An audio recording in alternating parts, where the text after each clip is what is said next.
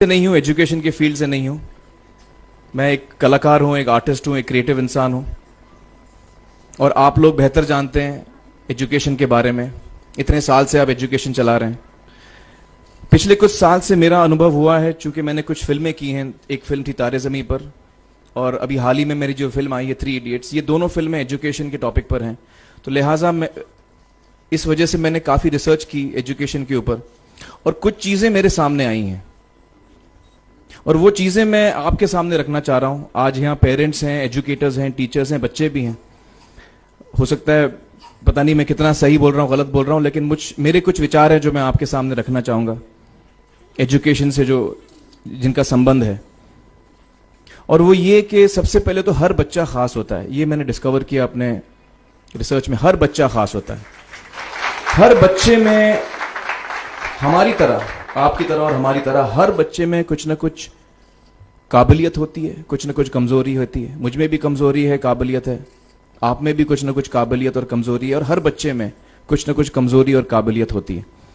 और हमें as parents, as elders, as education system, हमें हर बच्चे की खासियत को पहचानना है, उसे मदद करनी है। उसकी क्या खासियत है, उसका क्या दिल चाहता है, उसे किस चीज में खुशी मिलती है, वो हमें उसको हेल्प करना है कि हम उसको वो ढूंढ सके, और उसमें हमें सपोर्ट करना है। और जो उसकी कमजोरी है उसमें हमें उसको सपोर्ट करना है। मुझे अक्सर एजुकेशन इंस्टीट्यूट्स मुझे बोलते हैं कि हम हमारे स्कूल में सारे बच्चे पास होते हैं, हमारे स्कूल में सारे बच्चे फर्स्ट आते हैं, या हम जो बोर्ड एग्जाम है उसमें हमारे सारे बच्चे पास होते हैं। मुझे एक सवाल पूछना है कि हमारे कितने बच्चे खुश हैं? सबसे बड़ा सवाल मेरा ये है, how many of our children are happy? और वो जो हैप्पीनेस कोशेंट है ना, वो मेरे लिए सबसे अहम है। क्योंकि देखिए, पढ़ाई लिखाई तो हम सीख ही लेते हैं। जब मुझे कोई चीज सीखनी होती है तो मैं कुछ ना कुछ करके सीख ही लेता हूं। हमारी फिल्म 3 इडियट्स जब रिलीज होने वाली थी, रिलीज से पहले हमने कई स्क्रीनिंग्स रखे थे, टेस्ट स्क्रीनिंग जिसको हम कहते हैं, जिसमें कि हम ऑडियंस जैसे आप लोग हैं उनको बुलाते हैं, फिल्म दिखाते हैं, उनसे पूछते हैं कि फिल्म कैसी लगी। ऐसे एक टेस्ट स्क्रीनिंग हमने किया था बंबई में। एक फैक्ट्री में कारीगर लोग काम करते हैं, तो करीब 25-30 कारीगर आए थे उस स्क्रीनिंग में। स्क्रीनिंग के बाद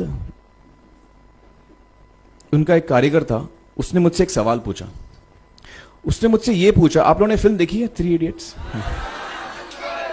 उसमें उसने मुझे एक सवाल पूछा जो बहुत कमाल का सवाल था।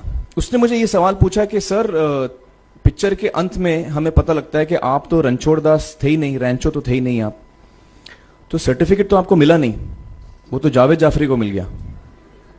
तो आप इतने बड़े साइंटिस्ट कैसे बन गए? इतने बड़े पेटेंट्स, 400 पेटेंट्स, जापानी लोग आपके पीछे पड़े हैं, तो आपको सर्टिफिकेट तो मिला नहीं, तो आप इतने बड़े साइंटिस्ट कैसे बन गए? बहुत ही अहम सवाल है ये, बहुत ही इंपॉर्टेंट सवाल है। और ये जो मुद्दा है उसके हार्ट में जाता है ये, कि जब मैं एग्जाम के लिए रट के जवाब देता हूं और वो जवाब में मुझे नंबर मिलते हैं और मैं पास हो जाता हूं, तो मेरे हाथ में एक पर्चा आता है जो मुझे कहता है कि मैं पढ़ा लिखा हूं। लेकिन वाकई में पढ़ा लिखा हूं या नहीं, ये अभी तक हमको श्योर मालूम नहीं है। लेकिन जब आप नॉलेज चाहते हैं कि आपको मिले, विद्या मिले आपको, तो फिर वो कागज का मायने कुछ होता नहीं है।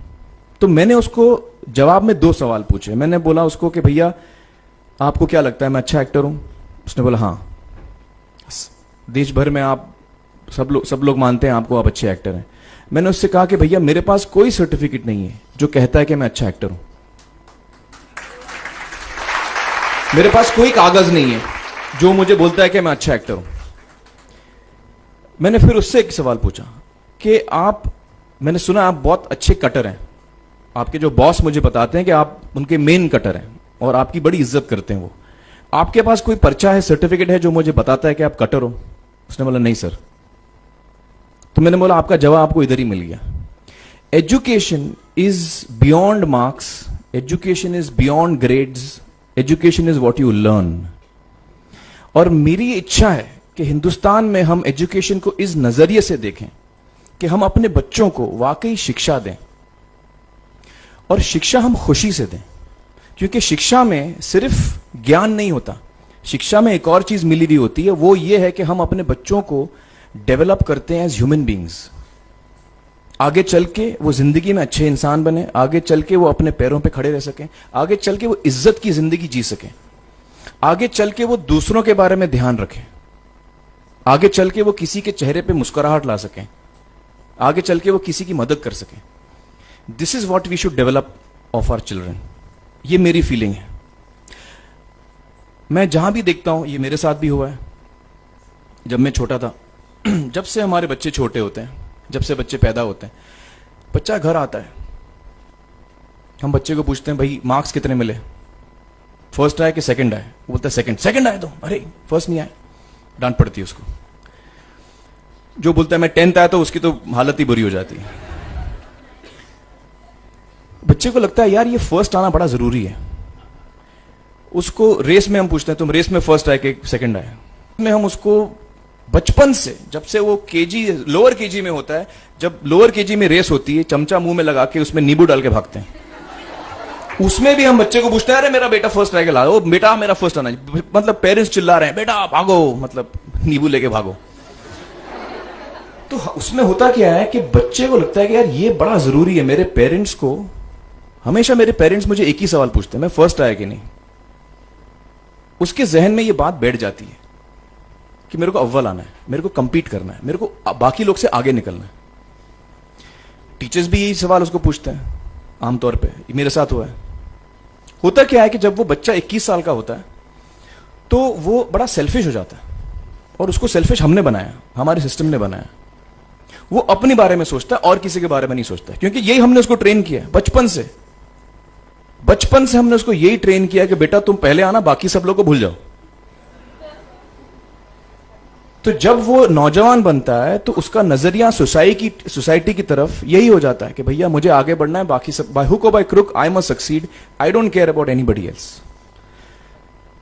मेरा ये दिल कहता है, मेरा ये दिल चाहता है कि अगर हम जितने यहां पेरेंट्स हैं, एडल्ट्स हैं, यंगस्टर्स हैं जो कल जाके पेरेंट्स बनेंगे, अगर हम अपने बच्चों को ये सीख दें जब वो छोटे हैं, जब वो घर आए हम उसको ये सवाल पूछें, ये नहीं पूछें कि मार्क्स कितने मिले, उसको ये पूछें कि बेटा आज तुमने किसकी मदद की, आज तुमने किसके चेहरे पे मुस्कुराहट लाई। अगर हम उसको ये पूछें तो उसको ये लगेगा कि यार जरूरी ये है। मेरे पेरेंट्स मुझे हमेशा ये पूछते हैं, मार्क्स का तो कभी पूछते नहीं, वो मुझसे ये पूछते हैं कि भैया तुमने किसको हेल्प किया आज। तो हेल्प करना लोगों को, लोगों के बारे में सोचना, लोगों के चेहरे पे मुस्कुराहट लाना, ये मेरे पेरेंट्स के लिए बड़ा इंपॉर्टेंट है। साइकोलॉजिकली वो इस चीज के साथ बड़ा होगा। स्कूल वही जाएगा, पढ़ाई लिखाई वही करेगा, वो उसका नजरिया थोड़ा बदल जाएगा। जब वो बच्चा नौजवान बनेगा, 21 साल का होगा, और सारे बच्चे उस उम्र के जब 21 साल के होंगे, हमारी सोसाइटी चेंज हो जाएगी।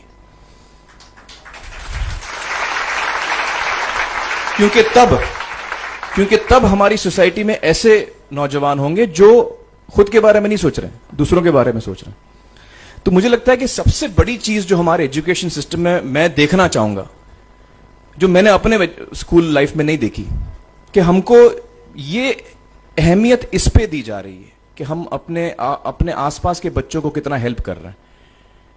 ये एक बहुत बड़ी तब्दीली अगर आ जाए तो मुझे लगता है कि हमारा देश बहुत सुधर सकता है, बहुत बदल सकता है। हम